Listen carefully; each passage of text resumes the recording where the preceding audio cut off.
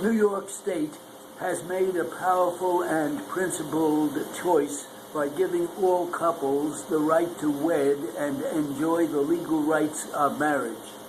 It is a proud moment for New Yorkers, thousands of whom took to the streets on Sunday to celebrate this step forward. But this moment does not erase the bigotry against gays and lesbians enshrined in the Federal Defense of Marriage Act, which denies federal recognition of same-sex marriages and allows any state to refuse to recognize another state's unions. Though there was unnecessary secrecy in the negotiations, Governor Andrew Cuomo made a determined effort to achieve marriage equality in New York. He shares credit with the 4 Republican state senators who bucked their party and threats from conservatives to do what they knew was right. State Senators James Alesi, Roy McDonald, Mark Grisanti, and Stephen Saland, all from upstate districts, deserve the support of their communities. They showed the kind of strength that is extremely hard to find in today's politics. In drafting a compromise, however, Senator Saland and other Republicans insisted on language that carves out exceptions for religious institutions and not-for-profit corporations affiliated with those religious entities. That provision allows those tax-exempt entities to refuse to marry a same-sex couple or to allow the use of their buildings or services for weddings or wedding parties. There was simply no need for these exemptions since churches are protected under both the federal Constitution and New York law from being required to marry anyone against their beliefs. Equally troubling, an inseverability clause in the Act appears to make it impossible for any court to invalidate part of the law without invalidating the whole law, raising questions about what happens to couples during an appeal. While some civil rights advocates are optimistic that these provisions are relatively minor, we are deeply troubled by their discriminatory intent. The whole purpose of this law should be to expand civil rights without shedding other protections in the process.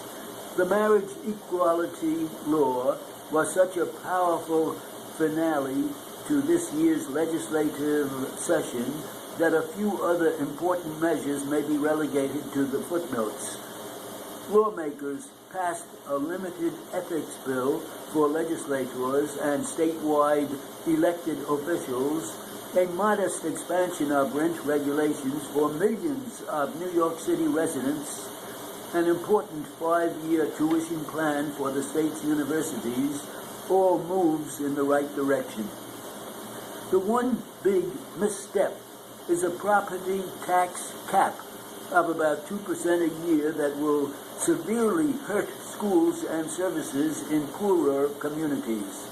This legislative session will be remembered for New York's acceptance of same-sex marriage, a milestone in the national fight for this fundamental freedom. 5 other states, along with the District of Columbia, allow same-sex couples to marry. But more than 36 states define marriage as between a man and a woman. For gays and lesbians, the battle for freedom from discrimination continues. On Thursday night, when same-sex marriage in New York State was teetering on a razor's edge, President Obama had a perfect opportunity to show the results of his supposed revolution on gay marriage. Unfortunately, he did not take it, keeping his own views in the shadows. The next night, the Republican-led New York State Senate, of all places, proved itself more forward-thinking than the president on one of the last great civil rights debates in this nation's history.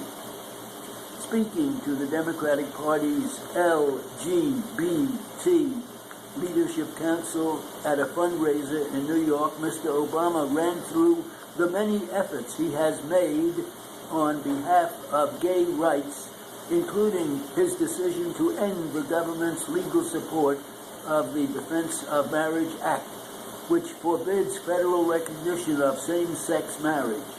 The act should be repealed, he said, since marriage is defined by the states.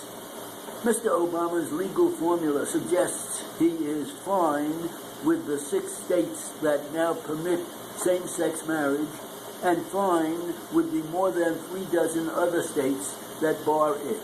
By refusing to say whether he supports it, as he did in 1996, or opposes it, as he did in 2008, he remained in a straddle that will soon strain public patience. For now, all Mr. Obama promised was a gauzy new chapter in the story if he is re-elected, and his views remain officially evolving.